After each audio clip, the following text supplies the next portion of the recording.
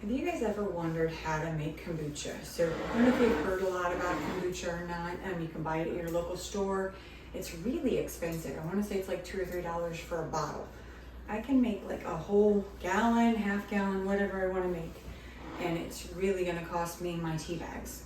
I've already got this layer here, which is called the SCOBY. So hi, my name is Shalene Davis. I'm here to Fit Mom's Journey. I make videos about healthy eating and just how to be the best you that you can be, especially in your not really later years, but anything past 40. I'm 41, so I just do a bunch of different things, and probiotics is one of them. So I try to have some kind of probiotic every day, whether that's a kombucha, whether that's a kefir, whether that's a yogurt, or whether that's a sprout. Could even be a fermented vegetable, but highly recommend trying it. It's really easy. All you really have to do is have the SCOBY, and actually there's a way that you can make that too. So it's as simple as this. I'm just gonna make this tea in my coffee pot. So I use 8 tea bags for a gallon.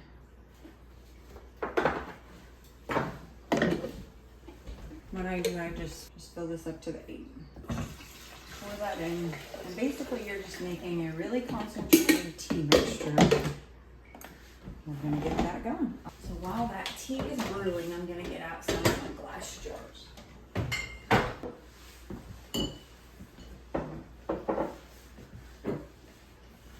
What you do next,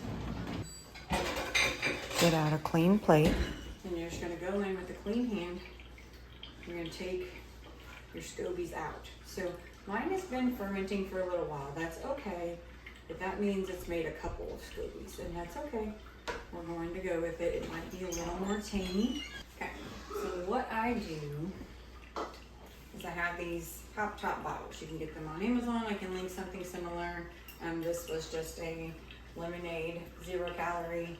These they have at Dollar Tree, so they're not going to be as airtight, but they'll probably still work in a pinch. This we just got at our local fair, so any kind of pop top bottle. And it doesn't have to actually be a pop top bottle, but it works best because that's when you get to get the most fizz. So kombucha is a great way to kick a soda habit.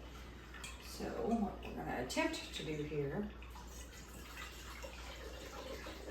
we're going to pour this, and what we're going to do is called a second ferment. So I'm going to do it about to there, and I'm going to do the next one here.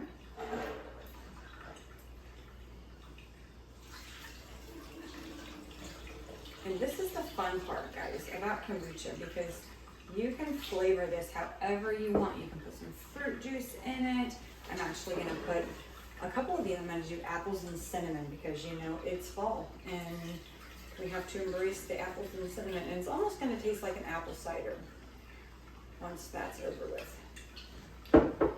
But, so all we need for our next batch is 1 cup of this fermented tea as a starter.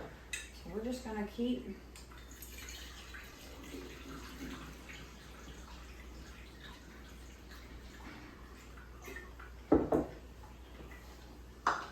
going. Only about a cup left.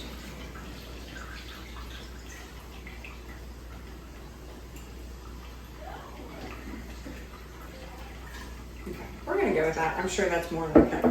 But what we're going to do now is I'm going to cut up an apple.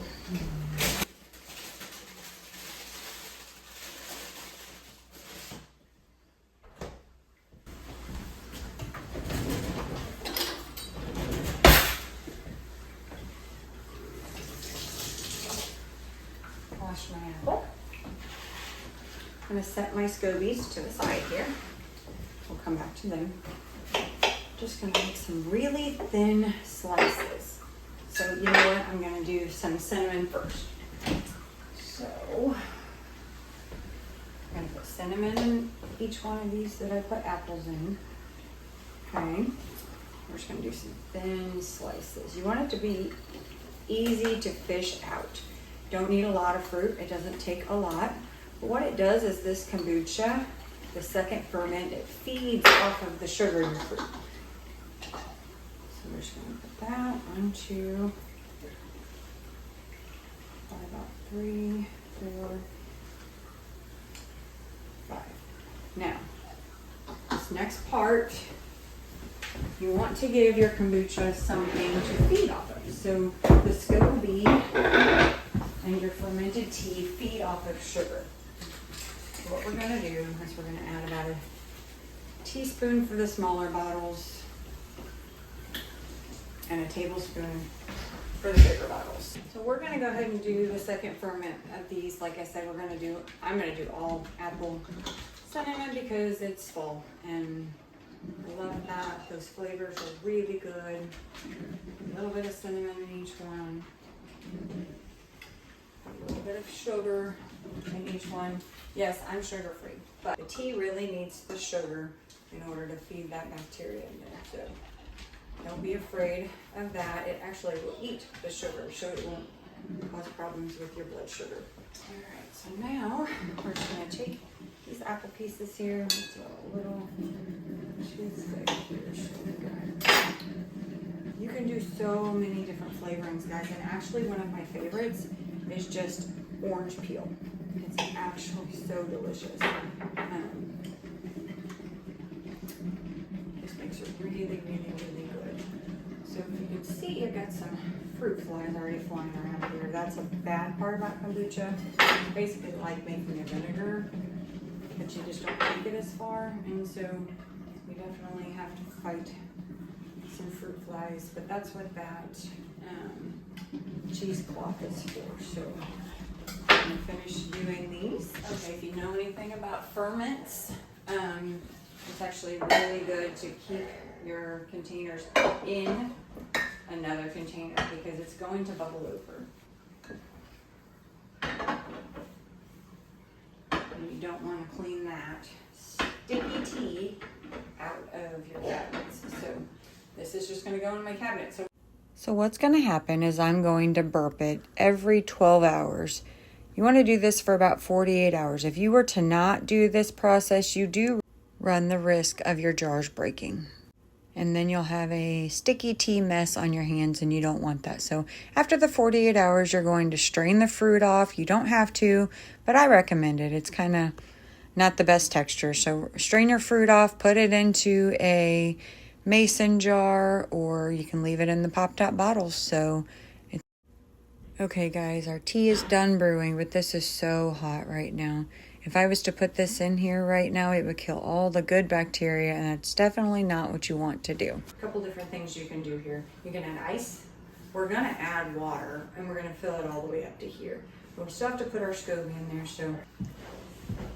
Okay, guys, so I'm just gonna go ahead and cool this down by adding some room temperature water to it. This is water that I keep for my sourdough and my ferments, but this is just regular tap water that I keep in this jug here. And it has to sit for at least 24 hours for the chlorine to dissipate, but this has been sitting for well longer than that. But that's kind of what I usually use in order to keep my ferments from, because the chlorine in your tap water can kill the bacteria. So I'm gonna try that. I'm gonna mix this with this. Hopefully this will be about the temperature that we need it to be, and then we'll add some ice if we need to.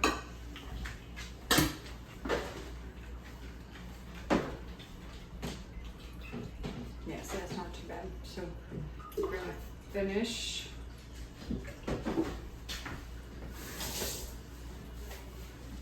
Okay, so while it's still a little warm, we're gonna add 1 cup of sugar. It has to be regular sugar as far as I know. It can't be a sweetener. But like I said, the tea eats the sugar, so it feeds off of it.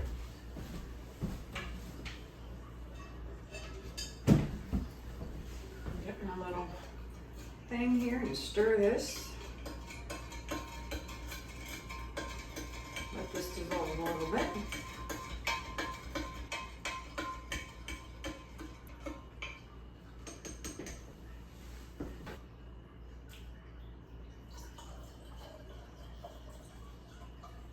since we're making a gallon, we did the 1 cup of sugar, and it's about a gallon of tea. So now we're just going to take our SCOBY, put them right back in there. This one I'm gonna discard. You can do all kinds of different things with it. I'm just gonna discard it. I'm gonna take this little, some kind of breathable cloth, and I just put like a rubber band over it, and it's gonna go up in my cabinet in my pantry, cool dark place, for at least 2 weeks. I probably can tell you that this has been in my let's see, so it said 9/20, so a little over a month, and it's going to be fine. It just gets stronger the longer it ferments. So thank you so much for coming along with me as I make some apple cinnamon fall kombucha. Oh my goodness, I cannot wait to have this in a couple of days. It is so delicious. Highly recommend trying it. You can actually make your own SCOBY by just taking some kombucha from the store, from what I hear, and setting it on your counter and letting it make its own little SCOBY. There's probably a process, so maybe look into that before you just do something like that, but it all has to feed off of this bacteria. So kind of like your apple cider vinegar, it has what's called the mother. That's the bacteria that feeds that. So this SCOBY is what a symbiotic culture of bacteria and yeast. Hey, I did it. That's what actually feeds this kombucha. So if you like this video, smash the like button, subscribe to my channel. I make videos like this all the time about healthy eating, healthy ingredients, healthy things that you could buy at the store, but actually you can make for pretty inexpensive. So I hope you like this video, and I'll see you later. Bye.